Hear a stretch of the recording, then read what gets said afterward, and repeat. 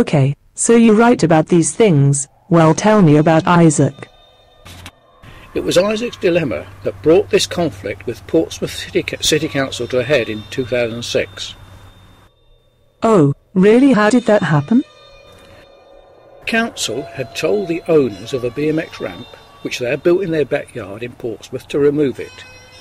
It was because the council were opposed to the idea of a BMX ramp being used at a private residence. So Isaac took possession of the ramp, but he had nowhere to store it or use it.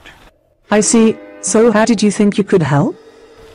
Great Salters Quay was the ideal spot to bring the Redeemer and moor her there, also to install a BMX ramp and like a skate park. Although we had not brought the ship to the UK, this piece of derelict land jutted out like a peninsula into Langton Harbour.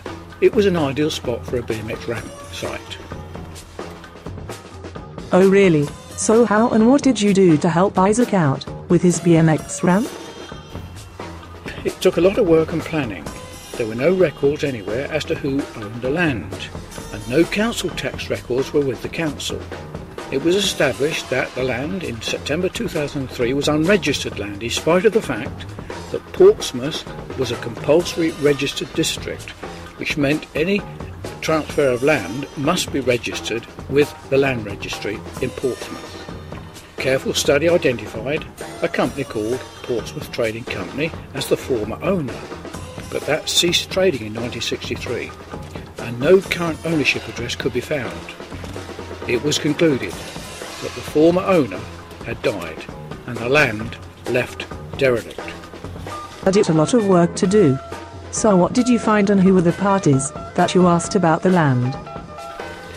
Extensive inquiries continued to be made as to the ownership of the land. These inquiries were made with Simon Carpenter, Head of Assets for Portsmouth City Council, the Harbour Master, Mr Jardine, and local businesses and the Land Registry. Its ownership could not be ascertained. Okay, so where did that leave you?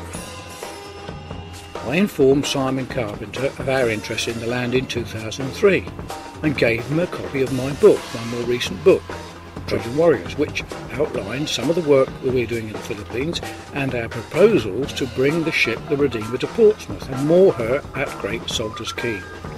Had the Portsmouth City Council been the owners of Great Salters Quay, he should have known, as he was the assets manager. This is getting interesting. Can you tell me who else you spoke to about the land? I also informed the Harbour Master at Langton Harbour of our proposals. Simon Carpenter acknowledged at that time he did not know who was the owner of the land. So what did you conclude? It was concluded that the former landowner had died and that Portsmouth City Council was seeking ownership of the land by adverse possession. The land was worth millions. So how did you deal with that? I then informed Mr Carpenter that I intended to register our interest in the land with the Land Registry. In January 2004, Portsmouth City Council, via Mr Hunt, responded in a letter to me on the 17th of February 2004, stating he too would be seeking to register Portsmouth City Council's interest in the land with the Land Registry. The Legal Service Department acknowledged that they may not be the owners of the land and it may still belong to Portsmouth Trading Company. They said they would oppose our use of the land because there was no specific right of access to the land. This of course confirmed our belief that Portsmouth City Council did not own the land and wanted to keep us from using it.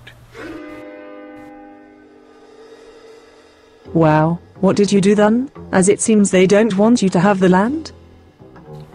I simply registered a caution with the Land Registry against first registration of the land, which is described as Great Salters Quay, and I was issued with a land certificate number PM 11225 in favour of Trojan Horse.